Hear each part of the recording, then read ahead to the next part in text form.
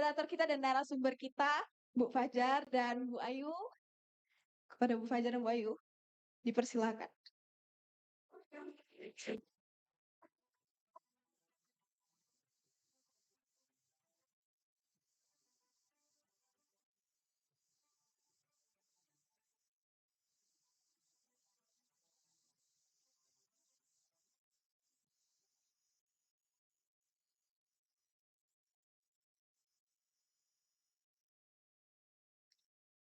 Assalamualaikum warahmatullahi wabarakatuh.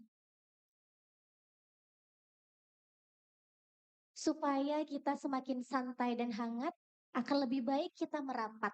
Yuk teman-teman kita merapat supaya informasi dan juga pengalaman, ilmu-ilmu yang akan kita dapatkan itu, eee, lebih intens masuk ke dalam pikiran dan raga kita gitu. Ayo, silakan kepada adik-adik SMA juga, pelajar, untuk merapat ke depan boleh.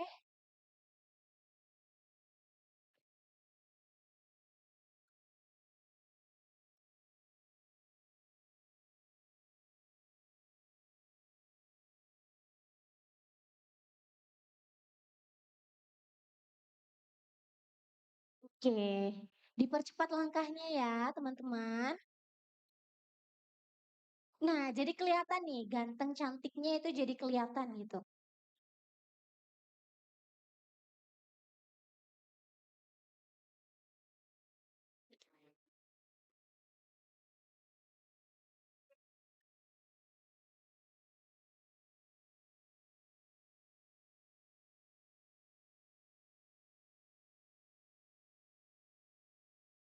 Oke, siap ya? Siap semuanya? Oke, kepada seluruh peserta, hadirin dan juga tamu undangan, kami mengucapkan terima kasih sudah hadir di gedung pertunjukan Huria Adam Institut Seni Indonesia Padang Panjang yang masih dalam rangkaian MIFES 9 2025. Kemarin kita sudah mendengarkan ya cerita-cerita dari Mas Wicaksono tentang bagaimana Mas Wicaksono itu menghadirkan sebuah realitas masyarakat, realitas budaya masyarakat melalui film Turah. Dan kita juga bisa melihat dari karya tersebut bahwa film itu berasal dari hati Mas Wicaksono, dari pengalaman empiris dan budaya yang ada di sekitar Mas Wicaksono. Nah, narasumber kita kali ini itu sangat istimewa. Nah, sebelum kita kenalan, kayaknya lebih asik pantun dulu kali ya. Asik nggak? Oke, kalau gitu dibantu nanti bilang asik ya. Oke, pergi ke pasar beli agar-agar. Belinya pakai antri. Kenalin, nama saya Fajar yang akan memandu kegiatan diskusi kita siang hari ini. Masih semangat ya semuanya? Harus semangat dong, karena sekarang itu kita kedatangan tamu yang sangat istimewa dan beliau ini akan menyeret kita lebih jauh ke titik awal. Bagaimana sih sebuah cerita dan realitas itu dibentuk, disusun dan juga menyampaikan makna. Mari kita beri tepuk tangan bersama-sama yang paling meriah untuk Ibu Dr. Ayu Haswida Abu Bakar. Baik, kalau sebelumnya ya, kita tak kenal maka tak sayang ya teman-teman. Jadi kita harus kenalan lebih jauh sama Ibu Ayu. Assalamualaikum Ibu Ayu. Waalaikumsalam. Selamat datang Ibu Ayu di Kota Padang Panjang ini ya Bu. Terima kasih. Terutama di Institut Seni Indonesia Padang Panjang ya Ibu. Terima kasih atas waktunya ya Ibu ya. Terima kasih sebab menjemput saya ke sini. Ibu, kira-kira first impression atau kesan pertama Ibu itu datang ke Kota Dingin Padang Panjang ini gimana? Bismillahirrahmanirrahim. Assalamualaikum. Ini pertama kali ya saya sampai di Padang Panjang dan isi dan saya sangat tertarik dengan kalau di dalam filem kita panggil cinematic landscape. Memang cantik landscape yang ada di Padang Panjang. Baik. Oke, Ibu ini bukan hanya akademisi atau Ibu ini juga selain menjadi dosen, itu Ibu ini juga sebagai praktisi. Kalau menurut saya, 2 pekerjaan ini adalah suatu kombinasi yang sangat sempurna ya, apalagi di dunia perfilman. Dan ini kita bisa lihat bersama-sama ya, Di sini Ibu Ayu itu Bachelor Hands in Social Media, itu jurusan Media Studies ya Ibu? Ya, betul. Oke, di tahun 1995. Kemudian di Science University Malaysia itu Masters in Communication Screen Studies, ya Ibu. Kemudian ada University Teknologi Mara, itu PhD in Artistic and Creative Technology. Nah, kita bisa melihat di sini bahwa dari S1, S2 hingga S3 ya, teman. Ibu ini selalu fokus dengan penelitian film dan budaya. Nah, di sini kita juga pengen dong bagi-bagi pengalaman. Bagaimana sih Ibu? Pengalaman Ibu bagaimana konsistensi Ibu? Dan bagaimana sih Ibu bisa jatuh cinta dengan film dan juga budaya ini? Boleh diceritakan ke kami, Ibu? Boleh. Pertama sekali ketika saya di S1, saya masuk tanpa pengetahuan besar. Saya hanya masuk, saya meminati sejarah. Saya meminati pengajian Melayu. Dan apabila saya masuk ke Universiti Melaya, mereka menawarkan 3 bidang yang perlu saya ambil sebelum saya major. Iaitu, dan saya memilih sejarah yang mana saya sangat minat, dan saya mengambil satu subjek yang asing tetapi saya ingin mencabar diri, antropologi, dan ketiga saya mengambil media studies kerana saya suka dengan television dan filem. Di situ berkembangnya minat saya terhadap filem. Apabila saya di peringkat akhir, saya major dalam filem. Baik, Ibu kita boleh santai juga nanti dan kalau misalnya boleh dipersilakan untuk minum atau mencicipi kuenya ya Ibu. Nah, di sini dari pengalaman Ibu ini kita bisa melihat ya bahwa teman-teman ini juga S1, apalagi di sini kebanyakan angkatan 2025 yang baru banget lahir dan mungkin mohon maaf Ibu mungkin pertanyaan kita ini seperti bayi dan Ibu mungkin jadi seperti mengasuh kami begitu ya Ibu.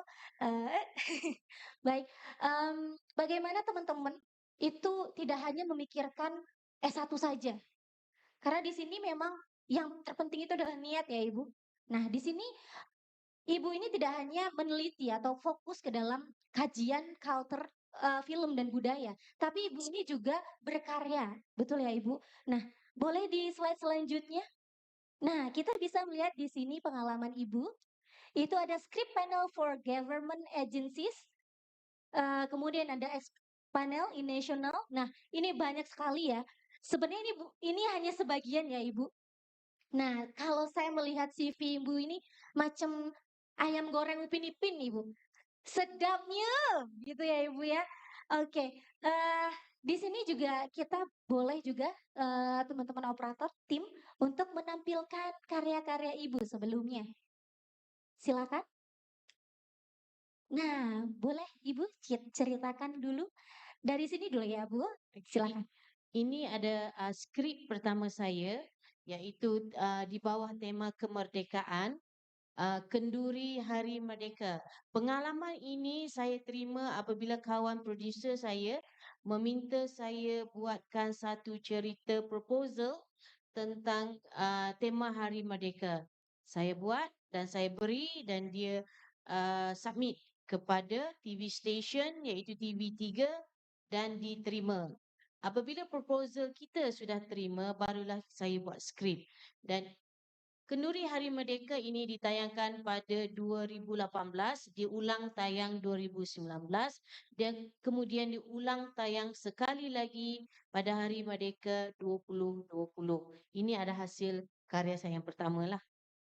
Oke, tepuk tangan boleh. Selanjutnya boleh diceritakan juga Ibu. Okey, ini adalah serial 10 episod dipanggil kalau 8 ke 10 episod kita panggil premium episod. Di sini adalah di mana saya diberi grant subsidi uh, menulis skrip. Ini adalah berkisahkan folklore yang berlatar belakangkan folklore dan saya menggunakan idea-idea yang pernah saya lihat dan tonton sebelum ini. Di sini apabila satu hari saya melihat satu serial daripada Thailand iaitu Love Destiny, saya berkata kepada diri saya, kalau diberi peluang saya nak buat cerita berkonsepkan ini. Allah itu Maha mendengar, dia bagi saya peluang itu dan terhasillah Dinasari dengan konsep di mana roh seorang perempuan terpelanting ke zaman lama. Di situ dia ada agenda yang perlu dia lakukan, iaitu untuk menyelamatkan seseorang. Watak legenda itu bukan watak utama, saya letak sebagai supporting. Saya hadirkan satu watak fiction di situ. So inilah Dinasari yang ditayangkan pada 2022. Baik, beri tepuk tangan ya teman-teman. Nah ini berarti yang Dinasari ini berarti berdasarkan dari kita Ibu riset dulu atau ada sebuah event apa tadi Bu? Ya, award. Daripada folklore Oke. legenda. Okey, Mahsuri ini Heeh. version ceritanya adalah 18 version, 18 jenis. Saya mengumpul ke semua dan saya mengambil satu rumusan untuk dijadikan cerita di dalam Dinasari sebagai background saja. Sebagai background, cerita yang saya bawa ke depan tidak ada dalam cerita Mahsuri. Oke, berarti Ibu Ayu, Ibu Dokter Ayu ini menciptakan cerita ini melalui proses riset yang panjang ya Ibu dengan beberapa cerita, berbagai versi, kemudian beliau kumpulkan, kemudian beliau mengambil benang merah ya Ibu, intisari dari cerita itu, kemudian hadirlah eh, cerita Dinasari ini. Selanjutnya boleh teman-teman? Oke. Ini adalah serial 26 episod, adaptasi daripada novel tapi bukan novel saya. Buang segala tentang dia. Ini ada 26 episod. Ceritanya kisah cinta, kisah di mana seorang lelaki yang gemarkan perempuan cantik tetapi dia bersifat cemburu apabila kahwin. Dia tak nak isteri dia bekerja. Isteri dia seorang yang berkerjaya hebat. Tetapi apabila berkahwin, dia sangat cemburu. Lepas itu dia nak isteri dia hanya cantik kepada dia saja di rumah. Tidak benarkan kerja, tidak benarkan bermain social media.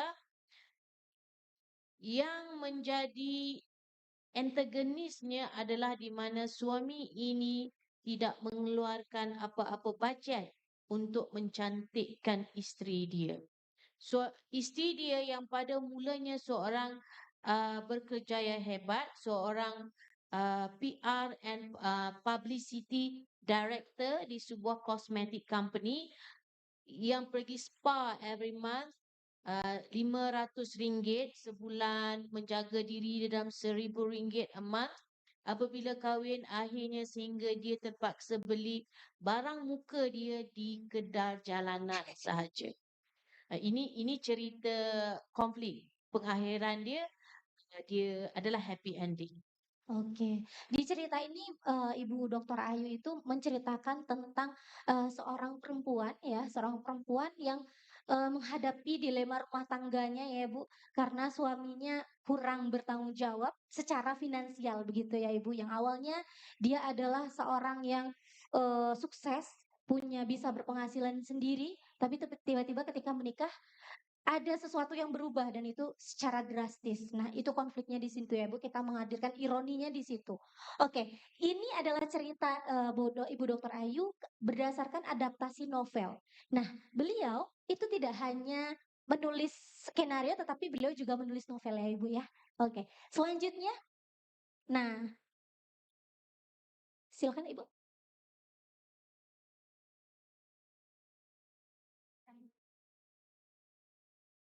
Boleh kita ceritakan Bu, ini novelnya tentang apa sih Bu? Ini novel saya yang ke-9 pada tahun 2020. Dia mengisahkan tentang seorang anak perempuan yang akan berkahwin dalam fasa pertunangan. Hajat dia adalah untuk mencari ayahnya yang hilang untuk dijadikan wali. Itu adalah hajat dia. Ceritanya adalah konflik berada dalam proses dia mencari ayah yang dikatakan oleh kakeknya sudah meninggal dunia tetapi dia tidak percaya. Oke. Novel ini kira-kira berapa halaman, Ibu? Ini 300. 300. Oke. Tepuk tangan dong teman-teman. Tidak mudah loh menulis 300 halaman itu ya. Teman-teman aja disuruh nulis curhatan 1 halaman, 1 paragraf aja susah banget ya. Ini gimana mau 300 gitu. Ya, selanjutnya boleh teman-teman. Novelnya selanjutnya, ya silakan Ibu. Ini adalah novel paling baru saya yang ke-10. Tajuk dia Prince Charming from Hell. Ia mengisahkan dunia industri pembikinan filem dan drama TV. So di sini di mana cerita tentang seorang pengarah muda, seorang wanita yang baru lepas S1 bekerja dalam industri syarikat produksi dan dia meminati pelakon hebat. Tetapi pelakon hebat itu tidak suka pada dia sebab taste dia lebih kepada supermodel international dan non-Muslim. Okey, dan ceritanya ada twist di situ dan berlaku beberapa mystical incident yang menyebabkan lelaki itu jatuh cinta kepada perempuan yang dia tak suka dulu. Dia ada elemen mystical di situ. So kalau nak tahu, bacalah sendiri. Oke. Di sini juga kira-kira berapa halaman Ibu? Ini 400 lebih. 400 lebih ya teman-teman. Oke. Setelah novel dan juga serial televisi, ini yang terakhir adalah pencapaian terbesar menurut saya di dunia film itu adalah bagaimana kita bisa menulis film untuk bioskop. Nah, selanjutnya teman-teman boleh. Oh, ini masih novel ya. Langsung kita lanjut ke Ini Oke, boleh Bu? yang tadi yang ini Boleh. adalah cerpen saya yang terbaru. Cerpen saya pada bulan Oktober ini di sebuah majalah popular di Malaysia. Cerpen ini adalah surat untuk Mak Munah mengisahkan bagaimana orang tua, kakek yang dipergunakan, kakek yang tinggal jauh di pendalaman yang dipergunakan oleh pendatang tanpa izin Bangladesh berkahwin dengan dia. Bangladesh itu umur 21 tahun, kakek itu berumur 50 tahun, semata-mata dia ingin menjadi rakyat Malaysia dan membuka perniagaan sendiri untuk dia mengkayakan keluarga dia di tanah Bangladesh. Baik, berarti sebuah karya-karya Ibu itu berbicara tentang realitas masyarakat ya Ibu. Oke, selanjutnya novel udah, cerpen udah, nah ini terakhir pencapaian ya Ibu, silakan. Ini adalah filem saya, filem pertama saya yang saya buat skrip. Genre dia adalah psychological horror. Dia mengisahkan seorang, kalau you tengok yang pegang baby itu Sarimah yang mempunyai penyakit, kalau di Malaysia kita panggil meroyan. Meroyan ini adalah penyakit sistem depression mungkin yang dihadapi ibu selepas bersalin. Di sini Baby blues. di dalam ketika dia di dalam pantang selepas bersalin, suami dia membuat hal berselingkuh, jadi dia depres dan tanpa dia sedar dia telah membunuh anak dia. Anak dia mati lemas ketika mandi. Dan ketika itu bila di kampung keluarga dia tidak dapat detect bahawa dia ini meroyan. Biasalah kan kalau orang ni jauh di pendalaman mereka kita tak tahu. Dan dia diambil bekerja sebagai pembantu rumah di sebuah rumah orang kaya-kaya. Dan di situ Datuk itu berkahwin isteri kedua. Isteri pertamanya sudah meninggal dunia dan ada anak sebesar anak dia yang dah meninggal dunia. So di sini dia psychological horror membenarkan seorang penulis naskah berimajinasi seliar Seliar. mungkin. Okey, sebab tidak ada had. Sebab itu adalah imajinasi delusi watak yang mengalami masalah depression. So di sini dia nampak bahawa dia diserang, dia disantau, dia disihir oleh isteri kedua, isteri yang Datuk itu yang isteri kedua, dan mereka juga menyebabkan isteri pertamanya meninggal dunia. Dia rasa dia bertanggungjawab untuk menyelamatkan baby itu daripada ilmu hitam yang ada di dalam rumah ini. Settingnya hanya satu sahaja, iaitu di rumah banglo. Itu saja setting untuk filem ini. Oh baik, kalau di Indonesia itu kita kenalnya kalau depresi ibu setelah melahirkan itu baby blues ibu. Baby Iya, blues ya. baby blues. Nah, konfliknya itu menyebar karena konflik psikologis dari si ibu tadi ya ibu. Kemudian dihadirkan mistiknya, dan juga ada dandamnya ya ibu ya. Oke, langsung saja kita lihat trailer dari film Bisikan Dosa. Bismillahirrahmanirrahim. إنك إني كنت من الظالمين. Seri yang kerja sebelum 5 tu, dia ada cerita apa-apa tak? Macam benda pelik ke?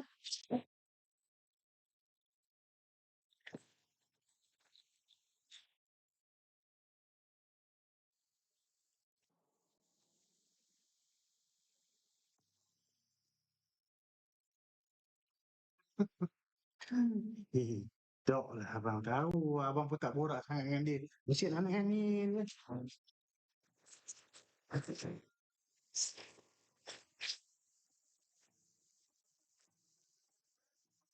Kau nak? Tolonglah, jangan kacau main dengan aku. Ni bukan dunia kau lagi. Satu, dua, tiga. Ibu benda bagus. Baju jahat. Orang suka pada Tuhan.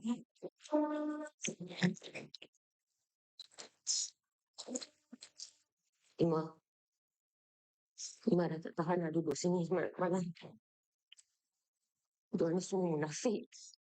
Uncle Falik, Ima rasa betul ke dia berpakat dengan Dr. T untuk curi dan rampas harta Papa Iman?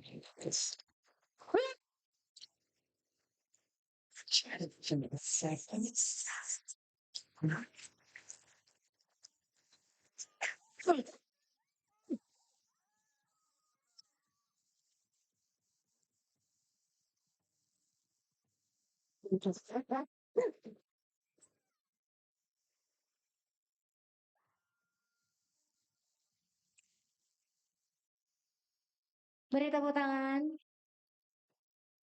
Oke, memang kita tidak meragukan ya. Memang ibu kita di sini di Indonesia itu memang sangat percaya bahwa drama horor Malaysia itu sangat menggugah sekali, sangat keren sekali ibu. Gitu. Jadi ini juga Masya Allah sekali saya melihatnya ibu karena memang berangkat dari kisah yang ada di sana begitu ya Bu. Apalagi memasukkan drama-drama religinya, unsur-unsur religinya itu membuat ceritanya menjadi semakin kuat ya Ibu. Oke, sebelum kita melangkah lanjut secara teknis ya, kita sudah melihat karya-karya Ibu, baik dari novel, serial TV, dan terakhir adalah film. Bagaimana sih Ibu bisa konsisten dalam dunia penulisan Ibu? Dunia penulisan sebenarnya adalah dunia pada saya apabila semua bertanya, ada yang bertanya adalah saya punya cara minda terapi. Saya kerjaya saya sebagai dosen dan selain mengajar, Saya juga berinteraksi, beraktivitas di dalam penulisan baik novel, skrip, cerpen. Dan ini cara saya untuk saya cool down dan menjadikan sebagai minda terapi. Sebab apabila sebagai seorang penulis skrip, sebagai seorang penulis skrip, kita boleh menjadi semua yang kita nak.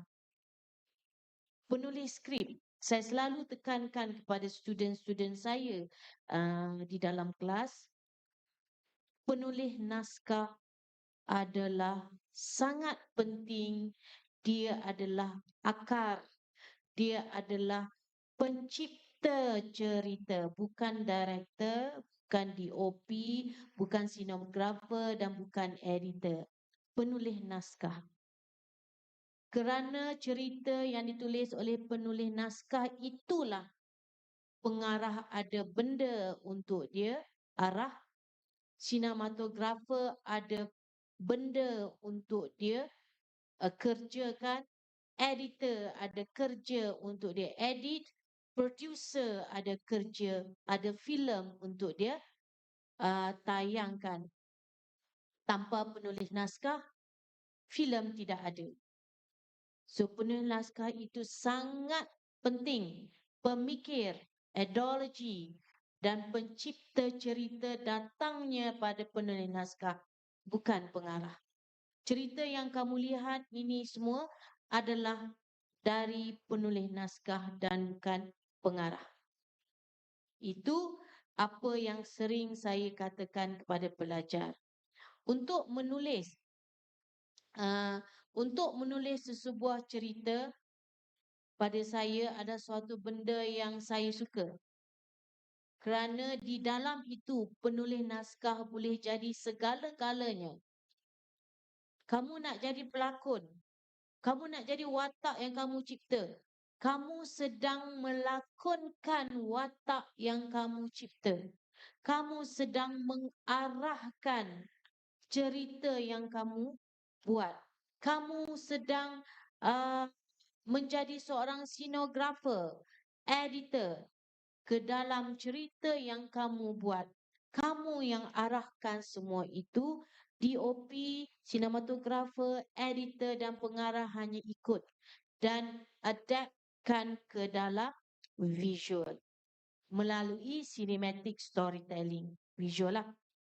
So di sini, sebab itu saya kata menulis baik novel, baik skrip adalah cara saya masuk ke dunia lain dan menjadi apa yang saya tidak boleh capai untuk jadi dan merasai watak-watak tersebut. Syarat untuk menjadi seorang penulis naskah, kamu tidak boleh masukkan watak kamu ke dalam watak-watak yang kamu cipta. Jangan sekali-kali. Sebab watak yang kamu cipta itu bukan kamu, tetapi watak yang dicipta. Itu kena pegang. Sebab itu saya suka menulis. Contohnya saya menulis Bisikan Dosa tadi. Saya menjadi Sari tadi. Saya menjadi seorang perempuan yang trauma, depression selepas bersalin sebab suami berselingkuh. Saya terpaksa mencari mood itu untuk menjadi dia. Bagaimana dialog perlu dikeluarkan, bagaimana perasaan seorang yang begitu. Sebab nanti pelakon akan membawa watak itu, menyampaikan apa yang ada dalam skrip itu. Saya menjadi watak suami dia, Datuk Zainal. Saya menjadi watak isteri Datuk Zainal, seorang neuro. Dan saya menjadi anak. Anak kalau tengok ada budak lelaki itu adalah itu bukan manusia. Itu adalah anak Datuk Zainal yang pertama dengan isteri pertama yang sudah meninggal. Tetapi dia hadir di dalam rumah itu hanya Sarimah saja yang boleh nampak. Dia benar-benar wujud seorang hantu yang wujud. Yang lain hanyalah delusion dan halusinasi Sarimah. Kamu boleh cipta cerita yang apa yang kamu nak, tetapi biarkan dia daripada ikhlas, daripada research. Jangan campur adukkan dengan perasaan kamu, watak kamu. Sebab itu saya kata, as a script writer, kamu boleh jadi apa yang kamu nak. As a director, dalam itu kamu mungkin akan menulis Sari bergerak melihat, Sari berdiri di depan rumah banglo Datuk Zainal, memandang sekeliling dengan perasaan curiga, bercampur teruja. Itu adalah apa yang kamu nak berlakon itu, bawakan watak itu. Biar terang dan jelas. Saya menjadi Sari dan saya buat research. Untuk menulis cerita ini, saya membuat research tentang tahap-tahap depression baby blues. Itu perlu. Seorang penulis naskah kena buat research untuk dapatkan hasil yang seakan-akan menepati realiti.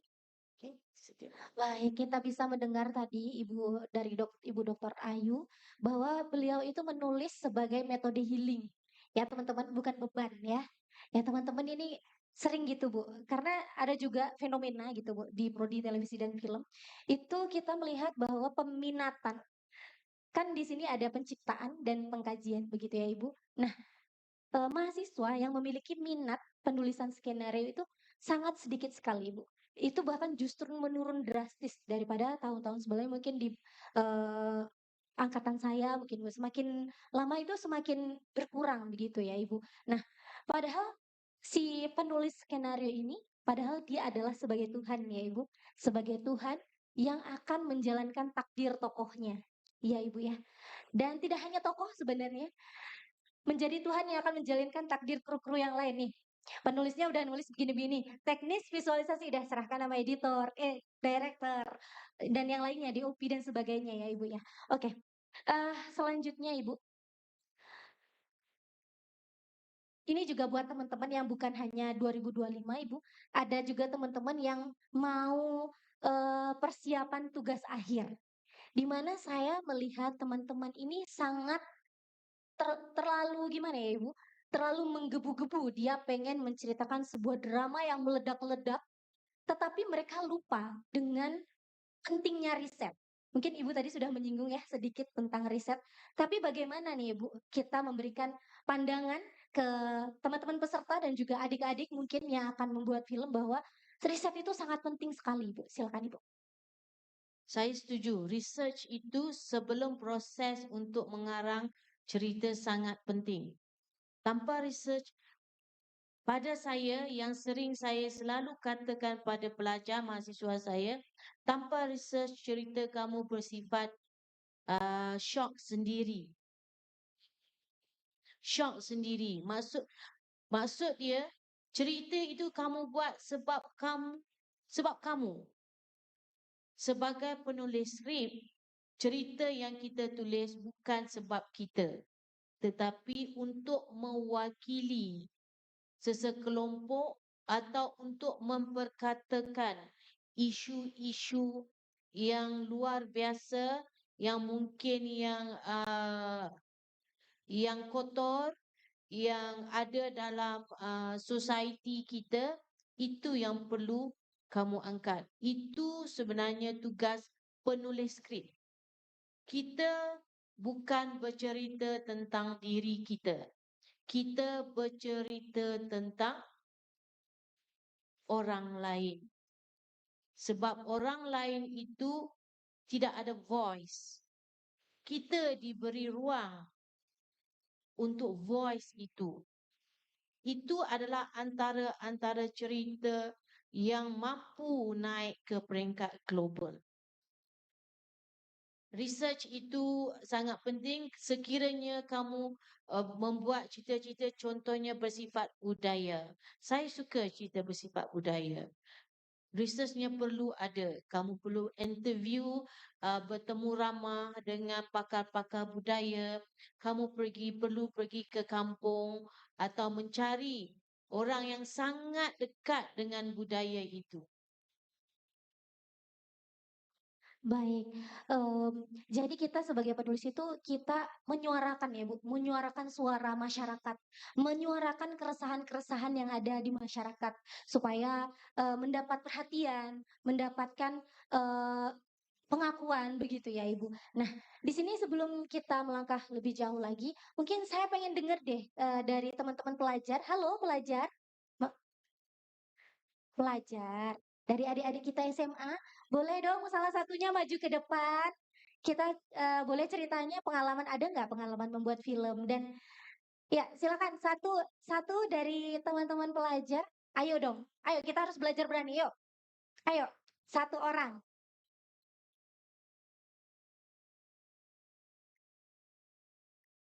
Oke, tepuk tangan dong.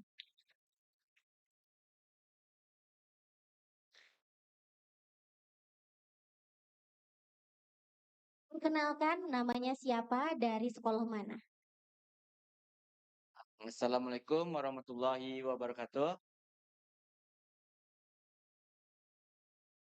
Perkenalkan nama saya Haikal Behaki, asal sekolah dari MAN 1 Kota Parangpanjang. Siapa namanya tadi? Haikal. Haikal sudah pernah membuat film pendek, biasanya kan di SMA ada FLS 2N atau sejenisnya? Drama, oke. Atau buat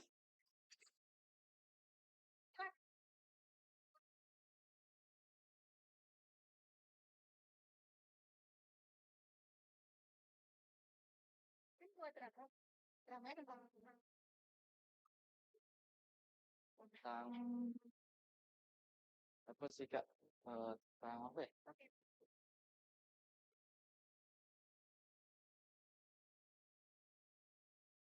Tentang belum. kalau drama Tentang pembelajaran tentang di sekolah gitu ya. belajar Iya, kayak suasana sekolah tentang apa? kayaknya nge-lag dia, ngantuk ya. Terus kira-kira, datang ke sini punya harapan nggak? Oke, silakan diceritakan harapannya apa sih gitu? Harapan datang ke sini tuh agar bisa membuat cerita yang lebih lebih membawa suasana gitu. Oke, tepuk tangan dong buat teman kita, adik-adik kita Haikal. Terima kasih ya sudah mewakili teman-temannya. Wah, sangat berani itu adalah nomor satu ya. Oke, kita balik lagi ke Ibu Ayu. Selanjutnya mungkin teman-teman ada yang mau bertanya dari teman-teman mahasiswa, silakan. Oke, silakan Kai.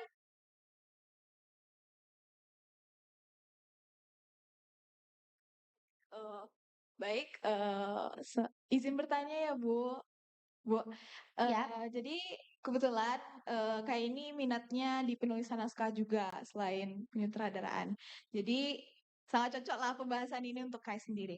Nah, yang ingin Kak tanyakan itu adalah bagaimana pembagian wewenang antara penulis dan sutradara dari tahap pengembangan naskah hingga pasca produksi. Soalnya kan ada beberapa pendapat yang mengatakan bahwa sutradara adalah Tuhan dari filmnya, tetapi ada juga pendapat yang mengatakan bahwa penulis naskahlah Tuhan dari film. Itu. Seperti itu. Oke. Oke, terima kasih Kai. Oke, tepuk tangan dong teman-teman. Oke, atau mau ada yang bertanya lagi? Ada yang mau menanggapi? Oke, kita lanjut ya Bu. Dari saya mau mencoba memberikan penjelasan dari maksud Kai tadi. Jadi si Kai ini dia berminat sebagai penulis dan juga sutradara gitu Bu. Tapi dia bingung gitu Bu, porsi dia sebagai penulis dan juga sutradara dalam produksi itu bagaimana? Karena dalam tim itu kadang ada yang merasa harusnya begini nih ceritanya. Di sutradara mungkin seperti itu, Bu. Tapi penulis merasa bahwa enggak, aku maunya begini begitu. Silakan Ibu. Okey, secara jujurnya ini saya ya. Saya percaya cerita itu adalah hak milik penulis naskah. Macam saya kata tadi, tanpa naskah pengarah tidak boleh buat apa pun. Tidak ada kerja langsung. Apabila skrip itu diberi kepada pengarah dan penulis skrip dibayar. Dan ketika itu sudah tamat kerja seorang penulis skrip. Kemungkinan kalau ada producer atau pengarah yang minta diolah sedikit, mungkin akan ada berlaku. Menulis skrip bukan hanya satu draft. Dia boleh sampai sehingga 7-8 draft. Baru boleh dibuat pre-production. Baru boleh ditengok, break down the scene, break down the character, break down the setting. Selepas final script itu diluluskan. So menulis skrip ini kerjanya sangat remeh. Kita sebagai penulis skrip ada yang macam saya, Bisikan Dosa ini 4 draft. Draft yang keempat baru diluluskan oleh producer. Baru ditabelkan, diletakkan dan dibincangkan dan diperhalusi. Berapa orang karakter ada, berapa setting yang diperlukan, itu. Apabila skrip itu sudah selesai semua dan berlaku production di mana shooting, pengarah melalui sinematik yang diangkat ke visual, maka itu adalah karya pengarah. Ceritanya tetap cerita penulis skrip. Tapi karya itu adalah karya pengarah.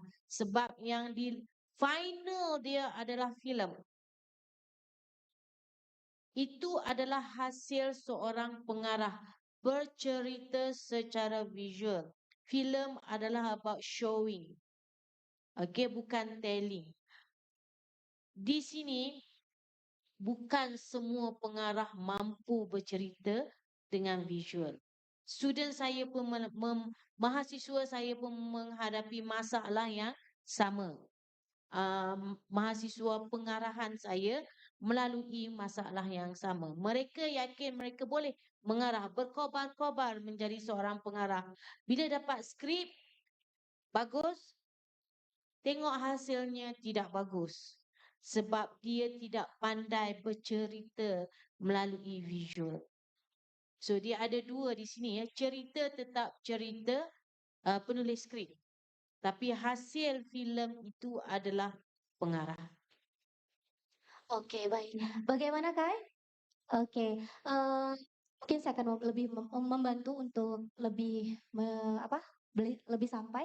Itu sebenarnya teman-teman harus menyamakan visi sih sebenarnya. Bagaimana sih visi kita dari cerita ini tuh apa sih gitu. Jadi harus menyamakan visi antara semua kru ya Ibu. Dari penulisnya, visinya seperti apa, sutradaranya seperti apa, maka bisa disatukan supaya cerita juga berjalan dengan lancar, produksi juga berjalan dengan lancar begitu ya. Oke, selanjutnya ada pertanyaan. Oke, silakan.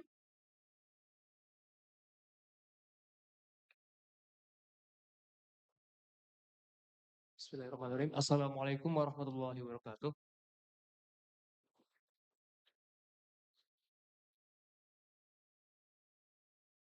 Izin perkenalkan, nama saya Ahmad Farhan Ramadhani. Saya mahasiswa baru semester 1 dari Prodi Televisi dan Film.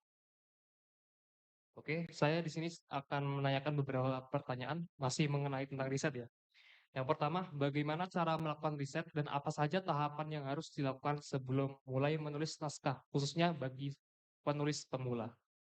Yang kedua, apa kesalahan terbesar yang paling sering Ibu temui dalam naskah dari penulis pemula? Sekian dari saya, terima kasih. Assalamualaikum warahmatullahi wabarakatuh. Waalaikumsalam warahmatullahi wabarakatuh. Ahmad tadi namanya ya? Siap, oke. Oke, Ibu mau langsung dijawab? Research yang perlu penulis naskah buat bergantung kepada apa isu yang dia ingin angkat. Contohnya dia ingat angkat isu macam saya hanya boleh bagi contoh filem saya Bisikan Dosa. Saya akan buat research tentang uh, ibu-ibu yang mengalami masalah baby blues. Saya akan buat research dekat Google apa itu yang dikatakan baby blues. Apa simptom-simptom baby blues, dan juga saya akan melihat dari segi medical apa itu baby blues. Jadi saya akan nampak dari situ saja akan ada idea baru yang mencetus untuk kita kembangkan sebagai cerita. Itu pentingnya research. Sekiranya kamu ingin buat research tentang bagi saya satu isu, contohnya Okey Ahmad. cerita apa yang kamu ingin buat?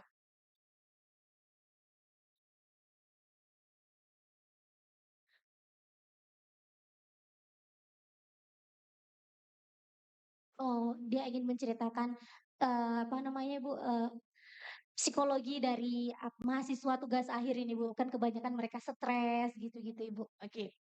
Ini kamu kena tengok, kamu kena Google stres itu ada berapa jenis. Okey.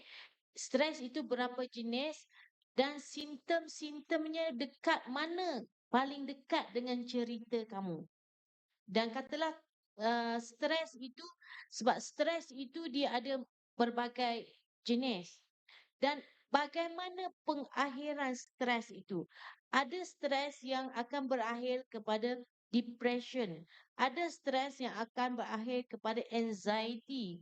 Ada stres yang mampu berakhir dengan gila. So, jalan mana yang kamu, cerita mana yang kamu nak buat? Pokoknya stres. Di situ kamu akan dapat idea, plot story kamu. Dan kamu kena tengok simptom-simptom stres ini. Kalau kamu ingin memilih stres yang bersifat anxiety, kamu kena research tentang apa itu anxiety, apa yang dilakukan oleh penyakit orang-orang yang mengalami anxiety. Itu boleh jadi salah satu unsur-unsur karakter kamu, watak kamu yang kamu ingin kembangkan. Faham saya menjawab soalan kamu? Iya, berarti intinya mau menceritakan siapa dulu dan Dah. dia kenapa gitu ya. Dah dapat idea, saya rasa dah nampak dah idea. Dah bling-bling-bling banyak-banyak dah ni rasa. Iya, Ibu Dr. Ayu mungkin meminta Ahmad untuk meriset dengan hal-hal yang terdekat dulu, misalnya internet gitu. Karena di situ kita akan bisa melihat gambaran nih stresnya itu tadi seperti apa, tingkatan stresnya itu bagaimana. Ya, selanjutnya mungkin proses selanjutnya adalah mencari orang-orang yang mungkin sudah pernah mengalami stres itu ya Ibu gitu. Dan soalan yang kedua, Pertanyaan yang kedua Ibu itu adalah soalan apa yang sering ditemukan oleh penulis pemula? untuk seorang penulis skrip, selalunya soalannya adalah dia tidak tahu bagaimana menulis senario. Dia akan menulis ikut suka hati. Kamu kena ingat sebagai penulis skrip, kamu bukan penulis novel. Okey? Kamu tidak boleh berfikir luas. Kamu boleh berfikir luas, tetapi dia ada satu gatekeeper di mana seorang penulis skrip imajinasinya harus menjadi dibingkai melalui frame and composition. Dia harus menjadi lensa kamera. Sebab untuk penulis skrip, dia ingin apa yang kamu ingin penonton nampak. Dia bukan novel ya. Novel boleh menulis apa saja. Tapi seorang penulis skrip, sekiranya dia gagal untuk deskripsikan hal ini, pengarah akan mengambil andaian dia. Sebab itu kadang-kadang apa yang digambarkan dan apa yang ditulis tak sama. Sebab seorang penulis skrip tidak pandai untuk menulis deskripsi berdasarkan frame. framing dan composition. Dia menulis seperti dia menulis novel. Tidak straight to the point. Apa yang dia nak audience nampak. Okey, contohnya Dr. Ayu berjalan daripada kerusi naik ke sini. Katalah itu. Pada saya, itu tak ada unsur dramatik.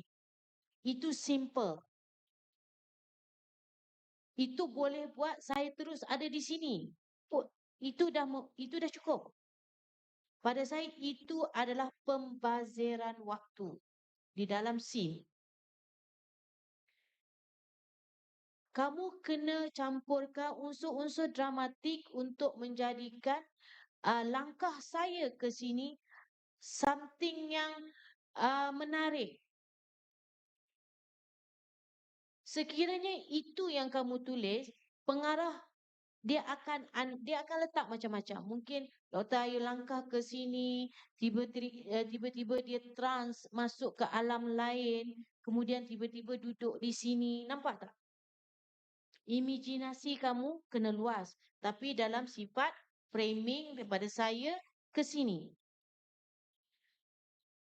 Skrip jangan elakkan pembaziran ya, elakkan pembaziran.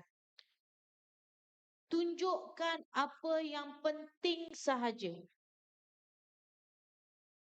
Contohnya yang tadi, kamu boleh buat saya terus berada di sini. Sebab yang penting adalah saya berada di sini. Saya jalan sana ke sini penting sekiranya itu tidak memberi manfaat apa-apa. Sekadar jalan ke sini. Kamu kena pandang frame. Apa ada dalam frame itu? 2 buah kerusi, 1 meja. Shot apa yang kamu nak? Okey. Selalunya wide shot lah. Kamu kena precisekan, detailkan apa yang ada dalam stage ini. Kalau kamu tak precise dan detailkan, props, art direction tidak tahu. Patutnya apa yang kena ada atas ni? Ingat, kamu adalah juga art director apa? Sutradara? Art director. Artistik, penata artistik. Penata artistik, art director. So, kamu kena detail dalam scene kamu. Scene 1, contohnya scene 1, Dewan Auditorium. Yang agak sunyi, yang tidak penuh. Kamu kena cakap macam tu. Yang tidak penuh. Terdapat 2 buah sofa besar. Kalau boleh detailkan. Apa bu? Sofa jenis kulit. Kalau kamu boleh jelas, 2 sofa besar jenis kulit. Dia ada satu nama. Sofa ni ada nama dia. Di tengah-tengah ruang stage. Dan ada 1 meja kayu. Baru bahagian art director bahagian props tahu apa perlu ada di sini.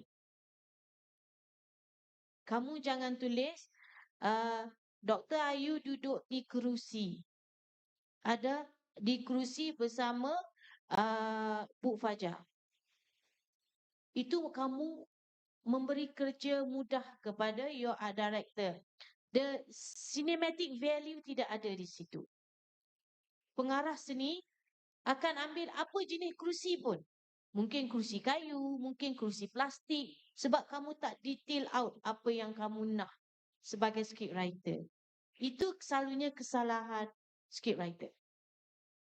Oke, baik. Jadi esensi dari penulis skenario ya. Skenario itu bukan hanya sebagai tulisan saja ya Ibu, tapi dia juga menjadi panduan kerja ya bagi timnya karena memang ketika proses visualisasi kita bekerja dengan tim. Bagaimana Ahmad? Oke. Selanjutnya jika ada pertanyaan. Oke, silakan Ibu. Assalamualaikum warahmatullahi wabarakatuh. Waalaikumsalam warahmatullahi wabarakatuh. Perkenalkan, nama saya Putih Adam Dewi. Saya dosen TV dan film, Bu. Ingin bertanya, apakah Ibu pernah membuat true story sebuah naskah dari cerita baik itu kerabat ataupun kenalan dari ibu sendiri. Bagaimanakah cara ibu untuk mengemas true story tersebut ke dalam sebuah naskah? Sekian, Assalamualaikum warahmatullahi wabarakatuh. Waalaikumsalam warahmatullahi wabarakatuh. Jawapannya untuk skrip tidak pernah. Sekiranya dalam creative writing yang surat untuk Makmunah itu berdasarkan cerita benar, senario yang berlaku di kampung pedalaman di Kedah. Ada satu isu di mana masyarakat pendatang tanpa izin telah mempergunakan wanita-wanita tua, wanita-wanita tidak bersuami, balu atau janda untuk mereka kahwin, dan perkahwinan itu mereka gunakan untuk kepentingan dan mengkayakan mereka dan keluarga mereka di kampung. Itu benar.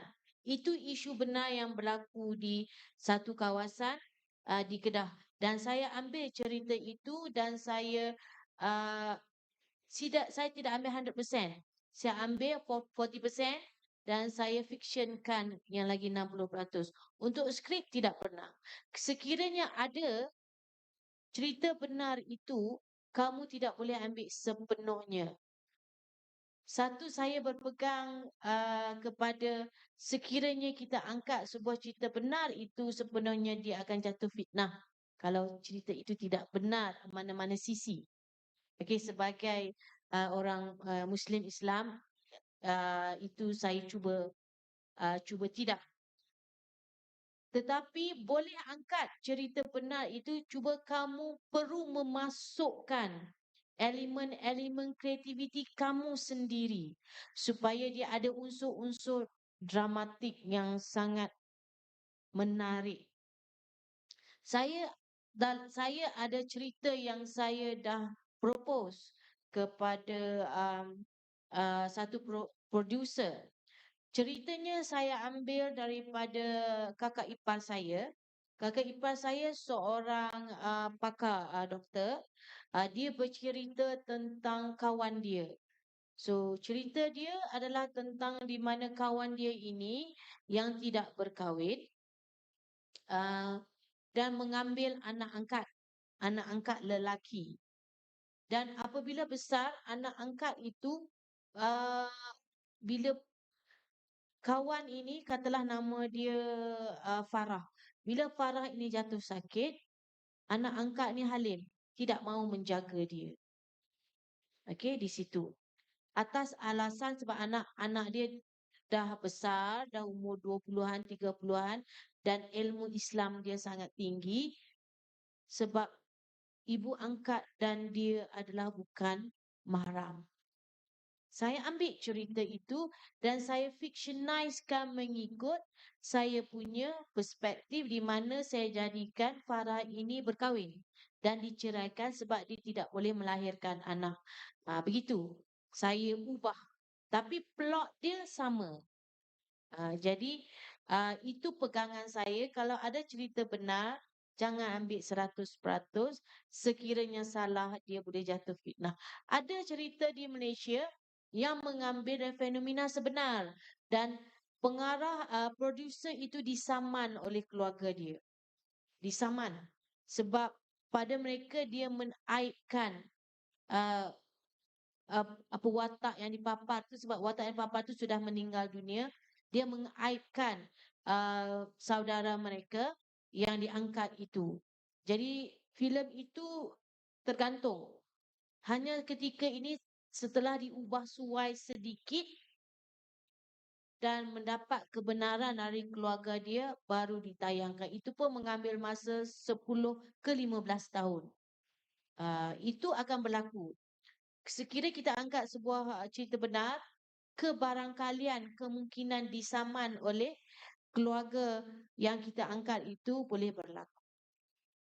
Oke, baik, berarti ada proses dramatisasi di situ ya Ibu, tapi tidak hanya berusaha bagaimana supaya drama banget, tapi juga betul riset juga ya Ibu. Nah, Mungkin bagaimana Kak Muti? Oke, oke Bu, menarik, berangkat dari jawaban Ibu tadi, mungkin ini berkaitan dengan Ibu kan sudah pernah membuat serial TV dengan adaptasi novel. Nah, apakah ketika Ibu proses Ibu menuliskan dari itu, apakah ada adaptasi itu full sepenuhnya atau ada beberapa adegan yang memang perlu ditambah atau dihilangkan? Silakan Ibu. Okey, untuk mengadaptasi sebuah karya, sebagai penulis skrip kita kena ingat, kita bukan penulis novel itu. Kita ada penulis naskah yang akan diserialkan. Dia ada merupakan dua penulis naskah yang berbeza. Okey? Sekiranya ingin menulis 100% daripada novel itu, biar saja penulis novel itu yang buat skrip. Kita sebagai penulis skrip ada hak untuk di Malaysia, ada hak untuk mengubah 30%. Itu plot ya, plot, main plot. Tapi dari segi penceritaan kita boleh tambah, kita boleh gunakan kreativiti kita. Tapi dari segi plot kita hanya boleh ubah 30% sahaja. Sekiranya ingin ubah lebih daripada 30%, kita kena mohon izin kepada penulis novel itu. Dan apabila skrip itu dihasilkan, itu bukan pemilik naskah novel, tetapi itu adalah pemilik penulis skrip. Sudah jadi pemilik penulis skrip. Contohnya adaptasi Buang Segala Tentang Dia. Saya membaca novel itu dan ceritanya bermula daripada Alisa yang sudah didera oleh suami dan anak dua, satu umur 8 tahun, satu umur 5 tahun, yang sudah didera oleh suami dia, yang sudah tidak cantik, yang sudah kalau di Malaysia kita panggil yang tidak terurus, yang sudah buruk. Dia masih cantik tapi tidak terurus. Dan suami dia sudah pandang rendah. Itu cerita bermula daripada situ. Dan dia ada flashback. Flashback cerita sebelum dia berkahwin dengan lelaki itu. Sebagai penulis skrip adaptasi untuk Buang Segala Tentang Dia, saya kumpulkan semua flashback itu, saya jadikan pemula cerita. Jadi cerita saya bersifat linear. Kalau novel itu bersifat non-linear ceritanya. Jadi saya menjadikan cerita saya bersifat linear, di mana saya kumpul semua flashback itu, saya jadikan pemula cerita. Dan saya tidak timbulkan watak dua anak itu atas dasar untuk mengarah watak kanak-kanak sangat susah. Sangat sukar dan sangat susah. Kita perlu menunggu waktu mereka tidak sekolah. Jangan mengganggu mereka, persekolahan mereka itu memang susahlah. So saya buang watak itu. Tetapi dia masih mempunyai dua anak di mana dia mengandung keguguran. Kali kedua dia mengandung keguguran sebab hasil daripada sikap didera oleh suaminya itu. Dan saya masukkan subplot baru dan satu watak baru di situ. Sepatutnya ceritanya ada Alisa, ada Ibra, ada suaminya Zaid, ada Ezah dan saya masukkan Azrul. Di sini untuk digabungkan dengan Ezah. Di sini cerita ini ada 3 couple. Sepatutnya ada 2 lelaki dan 3 perempuan. Jadi saya masukkan satu lagi watak lelaki untuk menjadikan Eza ini mendapat happy ending. Tapi saya tidak mengganggu plot dia. Plot dia ada cerita Alisa dan Ibra. Antagonis di sini adalah suami dia Zaid. So saya tidak mengganggu. Cerita Alisa memang berlangsung di mana di dalam novel. Cuma penceritaan saja saya tambah subplot. Oke, baik, Ibu berbicara plot ya Ibu, kan itu tadi berangkat dari adaptasi. Nah, ketika Ibu dengan ide Ibu sendiri untuk berbicara plot, itu Ibu lebih memilih cerita itu digerakkan oleh karakternya atau memang Ibu menciptakan konflik dulu, baru, Ibu ciptakan karakternya? Itu, maksudnya, bagaimana Ibu menggerakkan dari sebuah cerita itu gitu Ibu? Silakan Ibu. Okey, sebelum saya menjawab soalan Ibu Fajar, dalam sesebuah cerita filem atau drama, kita ada dua yang gerakkan cerita. Satu character driven, satu lagi adalah issue driven. Yang mana satu, selalunya issue driven itu bersifat investigation. Saya bersifat misteri dan investigation. Selalunya cerita crime, cerita thriller selalunya bergerak dengan isu. Berlakunya isu dulu, baru ada watak-watak utama yang akan datang dan menyiasat dan mencari gali tentang isu itu. Itu dikatakan issue driven. Kalau tiada isu itu, tidak adalah cerita untuk filem itu. Untuk character driven, bermula dengan karakter. Konflik dia yang ada karakter. Sekarang ini Kenduri Hari Merdeka adalah isu driven. Dia bertolak daripada isu di mana seorang ayah dilema sama ada Hari Merdeka itu jatuh pada hari kelahiran anak dia. Tetapi untuk tahun itu, anak dia bersungguh-sungguh nakkan kenduri kahwin dia pada Hari Merdeka. Pada masa yang sama, orang kampung nakkan seperti biasa sambutan Hari Merdeka harus pada 31 hari bulan Ogos. So dia dalam dilema. Itu adalah isu driven. Di mana isu dilema ini menggerakkan cerita Kenduri Hari Merdeka.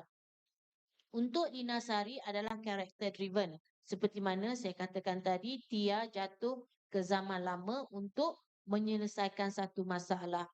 Buang segala tentang dia juga adalah character driven. Dia bergerak melalui Alisa.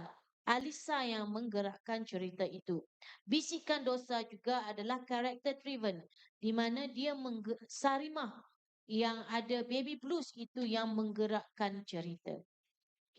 Oke.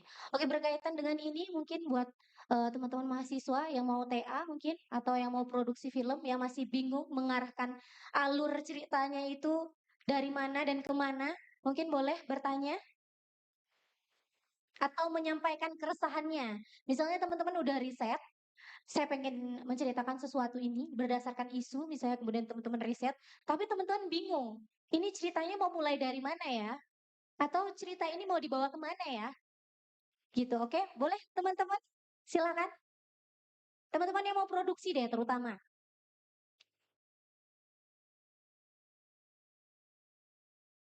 Nggak ada nih? Oke, silakan. Assalamualaikum Kak. Waalaikumsalam. Assalamualaikum Dokter Ayu. Saya mau nanya tentang penulisan ya. Oke. Yang pertama, ini ada dua pertanyaan ya Kak. Yang pertama itu, hal apa secara fundamental yang harus dimiliki oleh seorang penulis? Dan hal apa yang harus secara fundamental diberikan penulis terhadap tulisannya? Itu dari bidang mana saja Kak? Maksudnya dari bidang kayak penulisan novel atau penulisan buku ilmiah atau penulisan skrip? Maksudnya gimana nih? Ulang. Hal apa Ya, yang fundamental yang harus dimiliki seorang penulis skenario. ya, Yang kedua, dan hal apa yang secara mendasar yang harus diberikan penulis terhadap tulisannya? oke. Kira-kira bisa dipahami, Ibu? Yang pertama itu apa sih yang harus dimiliki hal paling fundamental, yang paling inti dari seorang penulis skenario begitu, Ibu? Oke, silakan. Okey, seorang penulis skrip yang pertama sekali harus pandai menulis skrip dan berbakat. Bakat. Bukan semua orang diberi bakat dan diberi skill untuk menulis novel atau skrip. Kawan-kawan saya seorang director director dan producer, kawan-kawan saya, mereka hanya pandai membagi idea saja kepada saya dan konsep cerita. Tetapi mereka tidak pandai menulis skrip. Ada kawan saya, seorang pelakon. Dia kata, alah dia boleh buat skrip. Tak apa, dia boleh buat skrip. Dia buat 3 scene saja. Lepas tu dia call saya, Ayu, aku give up, kau sambung. Dia tak boleh. Dia tak pandai. Ada seorang producer kawan saya pun sama. Berkobar-kobar dia kata dia nak boleh. Alah boleh, senang je buat skrip. Kemudian dia call saya, dia tak boleh. Dia tidak boleh menulis skrip. Menulis skrip ini satu perlu dipelajari skill dan format dia. Okey, dia bukan macam penulis novel. Dia perlu pelajari sebab menulis skrip ni ada format dan struktur dia. Contohnya, struktur yang asas baik menulis novel dan menulis skrip adalah struktur act structure. Okey, kalau di dalam cara saya mengajar di student, 5 act structure di mana kita ada beginning, kita ada middle, di dalam middle itu kita ada conflict dan climax, dan kemudian kita ada falling action, dan kita ada resolution. Di mana dalam resolution itu kita ada 2 lagi, how the story solved, maksudnya the second climax, dan barulah how the story end. Sekiranya kita follow itu, dan kita akan mendapat satu cerita yang menarik. Berbeza dengan novel dan script writing perlu dipelajari. Pada saya perlu berguru. Sebab dia ada struktur yang tidak boleh dibuat sendiri. Itu basic. Yang kedua, kena ada boleh berimajinasi dan boleh translatekan imajinasi itu dalam bentuk ayat dan patah perkataan. Setengah orang, dia tidak pandai bercerita dalam bentuk perkataan, tetapi dia boleh bercerita dalam bentuk words, dalam bentuk oral. Tapi untuk menulis itu dia tidak pandai, tidak sampai. Itu yang kedua. Saya rasa itu yang sangat penting. Yang kedua. Okey. Yang kedua mungkin pertanyaannya itu apa yang paling fundamental dari sebuah cerita itu gitu ya? Apa yang paling fundamental yang diberikan oleh penulis dari sebuah cerita? Mungkin seperti itu ya. Yang fundamentalnya adalah apa yang nak kamu sampaikan. Isu apa yang nak kamu bicara dan angkatkan. Beratkah isu itu? Adakah pentingkah isu itu untuk kamu angkat sebagai konflik ataupun cerita pokok di dalam cerita kamu? Manfaat dia kepada siapa? Adakah kepada kamu sahaja? Sekiranya kepada kamu sahaja, saya rasa ubah cerita lain. Dia perlu memberi fundamental manfaat kepada orang selain daripada kamu. Masyarakat, mungkin kepada ibu yang didera, mungkin kepada kaum wanita. Dia memberi awareness kepada siapa? Kerana cerita itu adalah untuk penonton melihat dan belajar.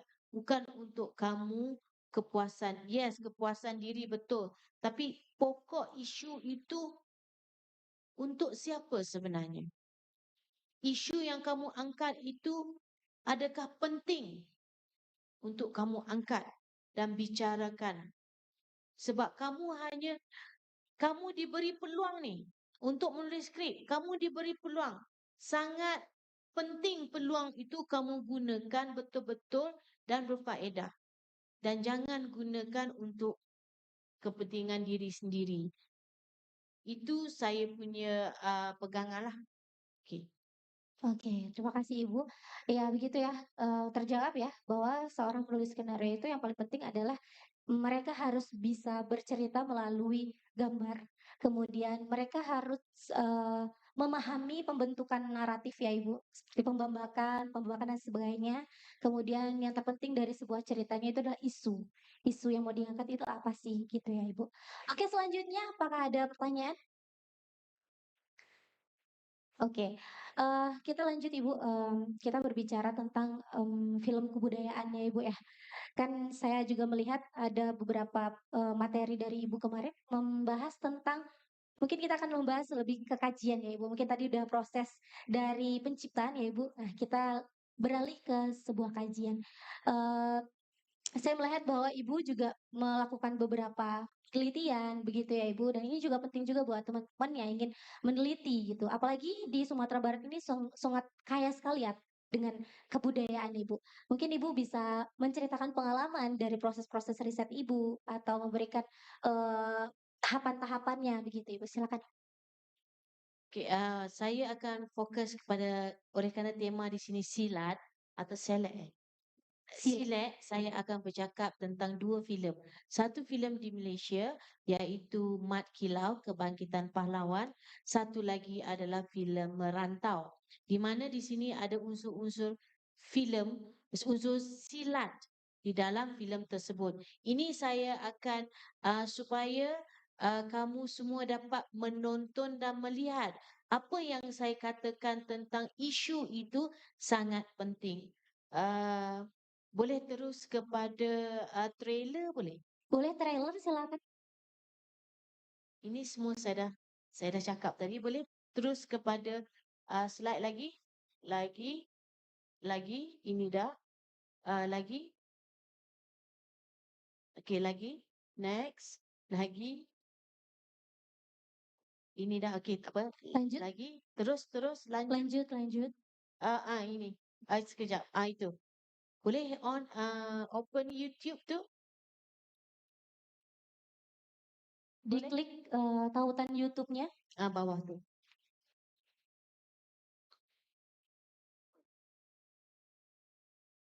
Boleh? Tak boleh? Gimana Tim? Open link. Apa? Boleh open link. Oke, sekejap Bu. Oke, mungkin Ibu bisa menjelaskan dulu. Di sini saya mengambil 2 filem. Ini filem Malaysia ya. Mat Kilau saya bangun ni boleh. Okey, Mat Kilau Kebangkitan Pahlawan dibuat pada 2022. Ceritanya adalah tentang penjajahan. Okey, ceritanya adalah tentang penjajahan di mana di sini silat diangkat sebagai untuk menentang penjajahan. Di sini dengan berbekalkan ilmu agama, semangat perjuangan dan kemahiran silat, mereka menentang penjajahan dan penindasan yang dilakukan oleh British ketika itu kepada masyarakat dan rakyat negeri Pahang. Boleh buka saya nak tengok yang trailer. Trailernya apakah sudah bisa, Tim? Masih diusahakan, Ibu. Okey. Okey, di sini next slide-nya.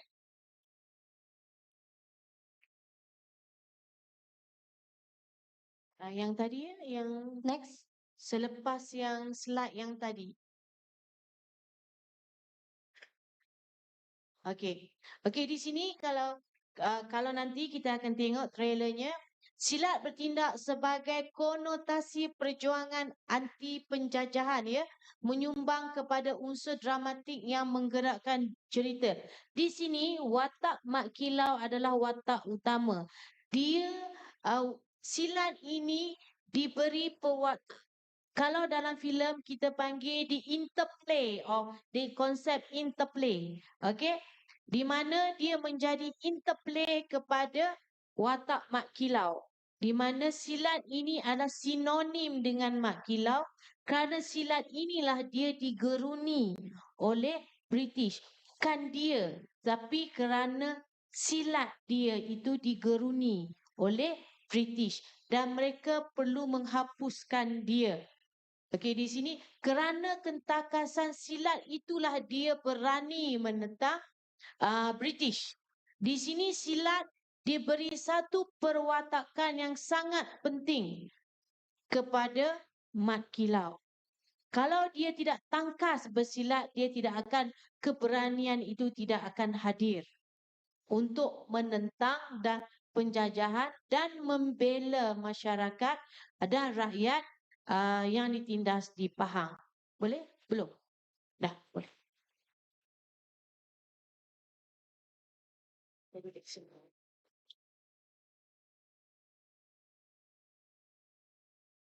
Ada sound. Dalam kalangan manusia ada insan yang akan terpilih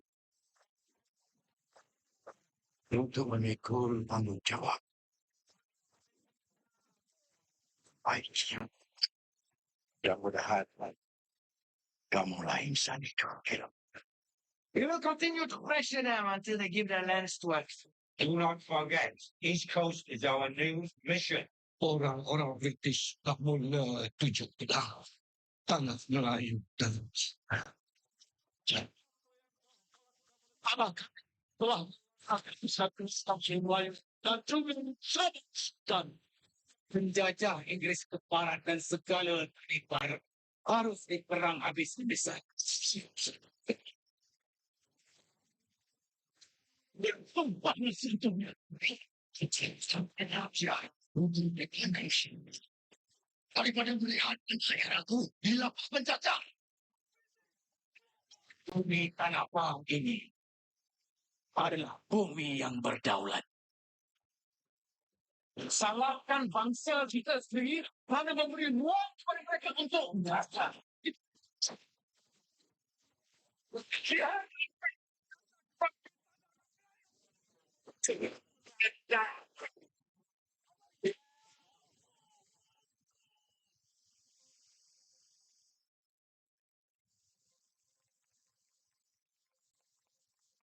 Okey, di sini silat adalah sinonim dengan Mat Kilau dan rakan-rakan dia. Tetapi filem ini adalah mengangkat ketokohan Mat Kilau. Di sini silat berfungsi sebagai perwatakan yang sangat penting kepada watak Mat Kilau. Di dalam skrip, unsur perwatakan perlu dibulatkan mengandungi 3 aspek: sosiologi, psikologi dan physical looks. Silat di sini bersifat psikologi. Dan di mana sosiologinya adalah dia merupakan seorang ahli silat. Kalau tanpa psikologi seorang ahli silat yang berani dan tinggi ilmunya, maka tidak adalah filem ini. So filem ini diangkat kerana ketangkasan dia bersilat. Boleh kita tengok Merantau? Dia berbeza dengan Merantau. Merantau diangkat adat Merantau dan silat menjadi salah satu unsur bekal yang diberi untuk seorang anak lelaki yang ingin merantau. Maksud dia bekal lah, salah satu elemen.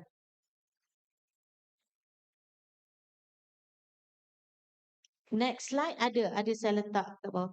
Next slide merantau, tengok. Lagi, slide lagi. Bawah tu. Saya rasa kamu faham tentang filem ini. Saya cuma nak tunjukkan trailer perbezaan unsur silat yang diangkat di dalam sebuah filem. Mat Kilau itu settingnya adalah sekitar 19 diletakkan 1870. Merantau ini mungkin saya kira di era moden sekarang ini. Untuk menghasilkan sebuah skrip, satu elemen yang sangat penting adalah to create the story world. Story world itu sangat penting dalam cerita kamu. Seorang penulis skrip kena faham story world yang dia create. Kalau dalam bahasa filmnya the mise en scène, kamu kena faham. Kalau kamu tak faham story world kamu, cerita kamu tidak lengkap dan tidak dalam. Dunia cerita yang kamu ciptakan itu tahun berapa di mana, sebab di situnya akan berlaku segala elemen-elemen dari seperti budaya, bahasa, semua elemen akan masuk dalam dunia cerita kamu. Boleh? Okey.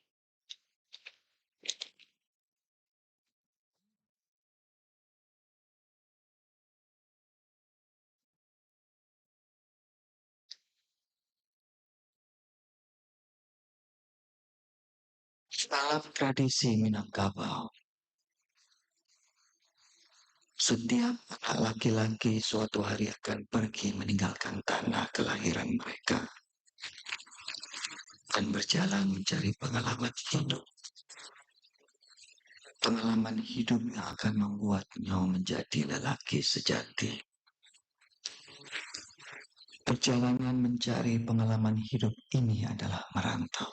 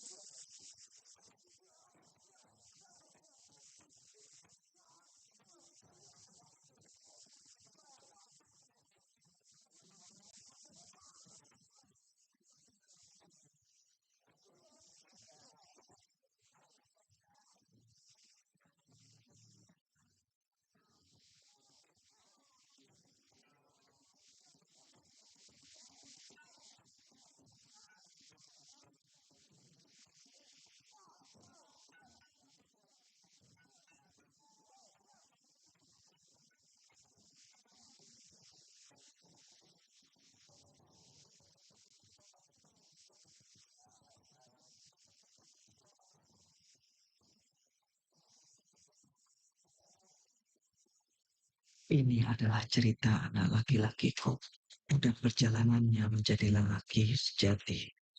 Ini adalah kisah merantau.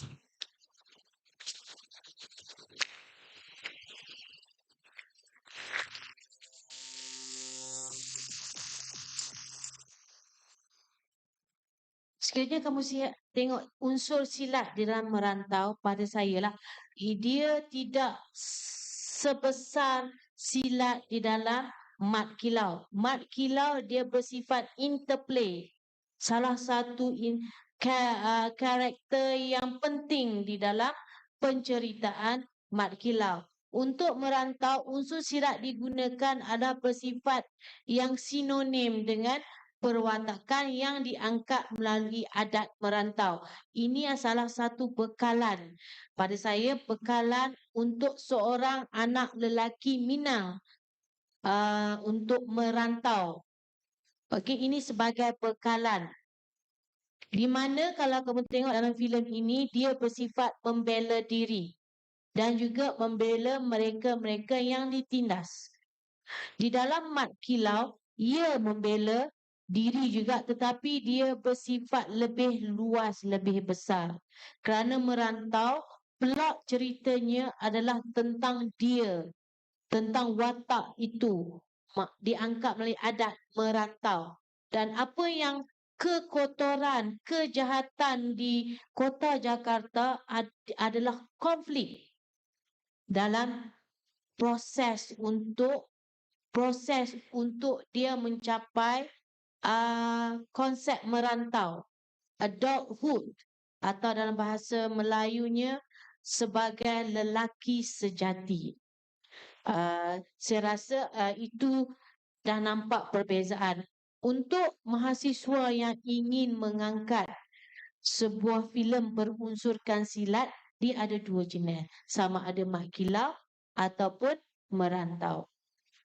Pada saya, setiap filem, sama ada short filem ataupun filem bersifat panjang, semuanya adalah kamu sebagai pengarah dan juga scriptwriter, kamu menghasilkan satu ataupun pelbagai konsep identiti budaya masyarakat kamu. Contohnya filem Merantau.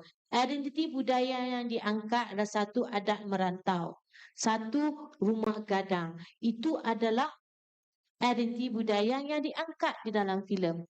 Kalau kamu tidak mengangkat, siapa lagi yang nak mengangkat adat sendiri? Dalam Mat Kilau, dia mengangkat sejarah budaya Melayu di Malaysia. Dia mengangkat tentang bagaimana kehidupan Melayu di Malaysia. Satu adalah silat, satu adalah ketokohan itu sendiri. Begitu juga dengan Merantau.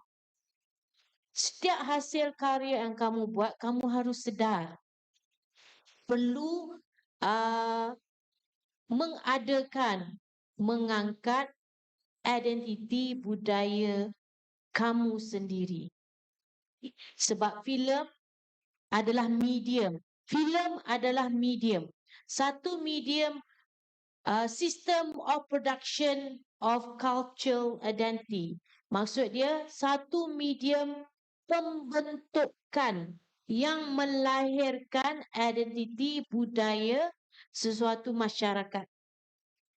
Baik untuk lokal dan juga untuk global. Pada yang akan melahirkan satu short film, saya rasa short film kan? Short film, hal ini kamu kena fikirkan. Pelajar-pelajar saya di Malaysia, saya akan cakap benda yang sama kepada kamu. Filem kamu itu mampu membawa kamu terbang ke serata dunia. Sudah ada mahasiswa saya melalui filem pendek dia pergi ke festival di Busan, festival di Kemboja, festival di serata festival filem di seluruh dunia. Dan mereka menjemput dia ialah sebagai wakil. Dan ada yang telah menang. Dan apabila dia menang, filem itu telah membawa dia menjelajah seluruh dunia. Dan ada daripada situ dia diberi satu subsidi untuk grant untuk menghasilkan satu lagi short film. Kamu jangan ingat hasil kerja akhir kamu berakhir di kampus sahaja, tidak. Kalau kerja kamu bagus, kerja kamu cantik, sinematik dia cantik, karya kamu yang boleh menjadikan sayap untuk kamu terbang seluruh dunia. Itu saja. Baik, kemudian buat Bu Dr. Ayu. Dari kedua film itu kita bisa melihat ya Ibu bahwa film itu bisa menjadi film bukan hanya sekedar tontonan ya Ibu, tapi film bisa menjadi ruang hidup bagi nilai-nilai dan kearifan lokal. Mungkin karena kita sudah di penghujung waktu Ibu, mungkin silakan kepada Ibu untuk memberikan amanat kepada para peserta, mahasiswa dan juga para pelajar yang hadir di sore hari ini. Saya cuma nak ulang balik apa saya cakap tadi.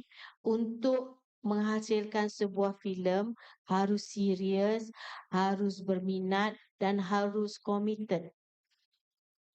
Sebab filem itulah yang akan membawa kamu ke serata dunia.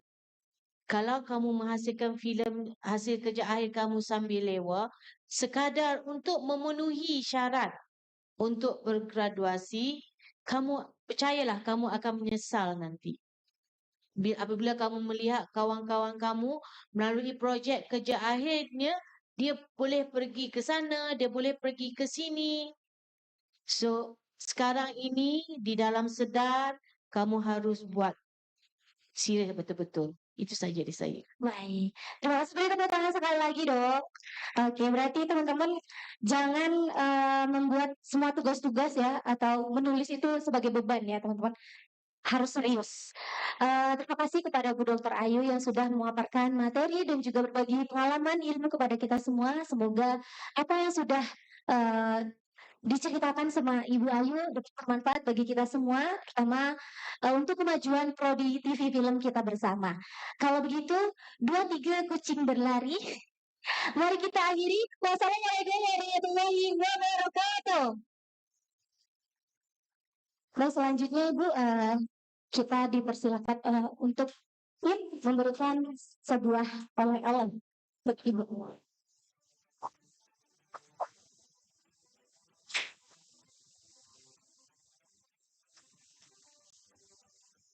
Oke.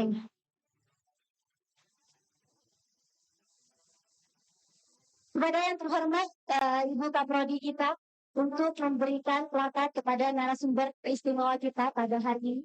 Silakan kepada Ibu Maisa Ratun Najmi. Kami persilakan.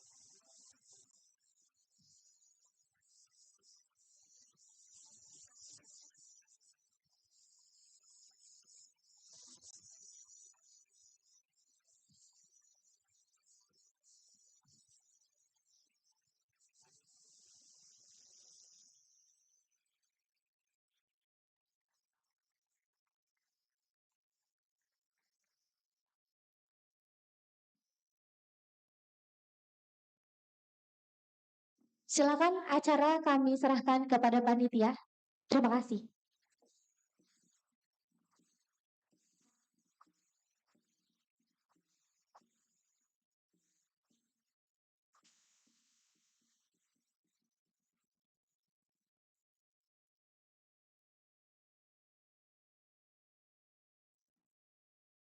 Baik, terima kasih. Tepuk tangan dulu kepada Bu Fajar dan Bu Ayu Hasmida Abu Bakar. Nah, teman-teman, selanjutnya mungkin besok boleh ke sini lagi ya. Soalnya kita bakalan ada workshop, ada seminar, dan juga ada screening film. Nah, yang pastinya itu bakal ditunggu-tunggu oleh kita semua ya. Nah, mungkin teman-teman boleh untuk meninggalkan GP ini. Terima kasih udah berkunjung, terima kasih udah mengikuti seminar. Tepuk tangan untuk kita semua. Dan diberitahukan kepada panitia, mungkin sebentar lagi kita akan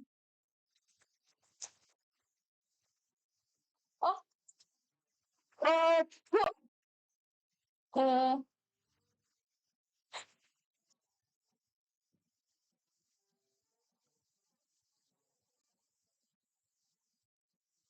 mungkin maaf sebelumnya jangan ada yang keluar dulu, maaf ya, aku salah aba-aba. Kita mungkin akan sumber kita ya. Jadi mungkin mohon untuk merapat ke depan. Iya, di sini aja. Oh, di sini aja. Oh, ya. Mungkin di bawah ini aja. Cepat teman-teman.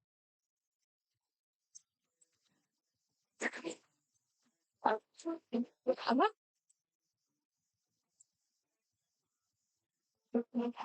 Oh, ini nggak apa-apa. Mungkin iya, teman. Mungkin disusun dulu ya. Kita baris dulu ya. Mungkin tim dokumentasinya bisa mengarahkan.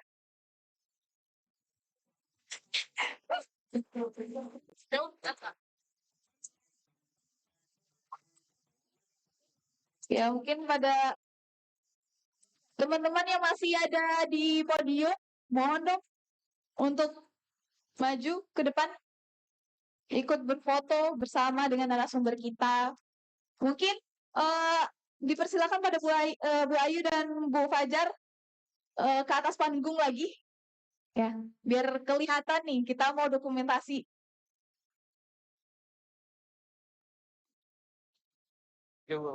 Ya saya.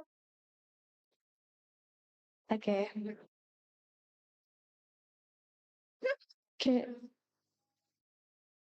Oke. Nanti